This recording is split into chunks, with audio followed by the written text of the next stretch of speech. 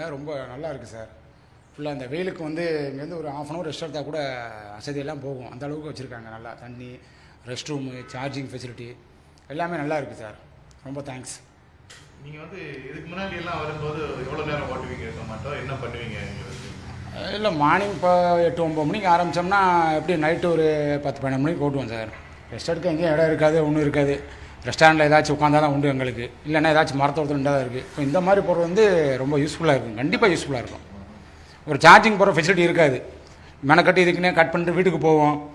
Charge போட்டு 2 hour rest எடுத்துகிட்டு அங்கே வீட்டில் போய் ரெஸ்ட் எடுக்கிற மாதிரி இருக்கிற ஒரு இடத்துல இருக்கும், வீடு ஒரு இடத்துல இருக்கும். மெனக்கட்டி இதுக்குன்னே போவோம். அங்கே போய் சார்ஜிங் போட்டு சார்ஜ் எனக்கு வந்து நைட்டு ஒரு 2 hour எக்ஸ்ட்ரா ஒர்க் பண்ணுவோம் அதுக்குன்னே. இப்போ இந்த மாதிரி இருந்தால் ஈஸி இல்லை சார். இங்கே ½ hour எடுத்து இந்த ஜோன்லேயே எப்படி ஓட்ட ஆரம்பிச்சிடலாம். இதுக்குன்னு வீட்டுக்கு போகணும் அவசியம் இருக்காது எங்களுக்கு. ஏர்னிங் கொஞ்சம் எக்ஸ்ட்ரா வர வாய்ப்பு இருக்குது. கொரட்டூர் சார். கொரட்டூர். நல்லா, கண்டிப்பாக நல்லாயிருக்கும்.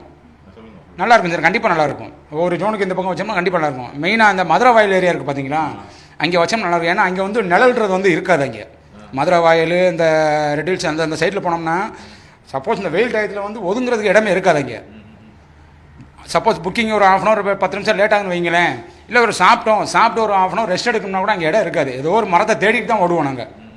அந்த மாதிரி டயத்தில் ஒரு மழை டயத்தில் அதே மாதிரி தான் வரும், ஒதுங்கிறதுக்கு இடம் இருக்காது. இந்த மாதிரி இருந்தால் ரொம்ப யூஸ்ஃபுல்லாக இருக்கும். அந்த ஏரியாவில் ரொம்ப யூஸ்ஃபுல்லாக இருக்கும். நீட்னஸ் நல்லா இருக்குது சார். நீட்னஸ் இருக்குது, ரெஸ்ட் ரூம் இருக்குது, சார்ஜிங் இருக்குது. இது போதும் சார், இது போதும் எங்களுக்கு. வேறு ஏதாவது அடிஷனல் ஆட் பண்ணணும்னு நினைக்கிறீங்களா? வேறு ஒன்றும் வேணாம் சார். வேறு அடிஷனல் ஒன்றுனா வேறு மாதிரி போயிடும். சிகரெட் பிடிக்க ஆரம்பிச்சிருவாங்க, செஞ்சுருவாங்க. அதெல்லாம் இது நீட்டாக இருக்குது, இது நல்லா இருக்குது. இது வரவங்க போகிறவங்க எப்படி வச்சிருக்கணும்னு நீங்கள் சொல்லுங்கள். அதான் சொல்கிறேன், நீட்னஸ் அப்படியே மெயின்டைன் பண்ணால் நல்லாயிருக்கும். நீங்கள் சொல்லுங்கள். வர்ற ஆளுகளுக்கு தான் சொல்கிறேன். நம்ம நண்பர்கள் வர்ற ஆளுங்க வந்து இதை யூஸ்ஃபுல்லாக அடுத்து இதே மாதிரி இன்னொரு இடத்துக்கு போடுற மாதிரி அவங்க எய்ம் பண்ணுற மாதிரி வச்சுக்கணும். இந்த இடத்த பரவாயில்ல, நல்லா வச்சுருக்காங்கன்ற அளவுக்கு வந்தோமா ரெஸ்ட் எடுத்தோமா போனோமான்னு இருக்கணும். அதை விட்டுட்டு இங்கேயே வந்து ரெஸ்ட் எடுக்கிற மாதிரி யாரும் பண்ணிடக்கூடாது. அப்போ தான் எல்லாத்துக்கும் யூஸ்ஃபுல்லாக இருக்கும். இது ஏன்னா நிறைய பேர் இப்போ பார்த்திங்கன்னா லேடிஸ்லாம் வண்டி ஓட்ட ஆரம்பிச்சிட்டாங்க. நாள் ஃபுல்லாக ஓட்டுறோம். எங்களுக்கு ப்ராப்ளம் பார்த்திங்கன்னா ரெஸ்ட் ரூம் யூஸ் பண்ணுறதுக்கு இப்போ போனோன்னா எல்லாத்துக்கும் ஒரு இடத்துல கேட்கறதுக்கு ஒரு மாதிரி கூச்சமாக இருக்கும். இந்த மாதிரி பிளேஸ் இருந்துச்சுன்னா நாங்களாம் யூஸ் பண்ணுறதுக்கு நல்லாயிருக்குன்னு தோணும்.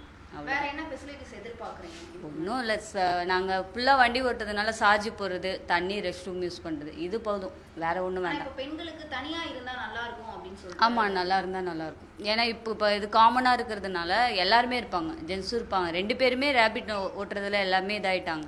அந்த மாதிரி இருக்கும்போது லேடிஸ்க்கு தனியாக இருந்தால் நல்லாயிருக்கும்னு தோணுது. வேறு ஒன்றும் இல்லை.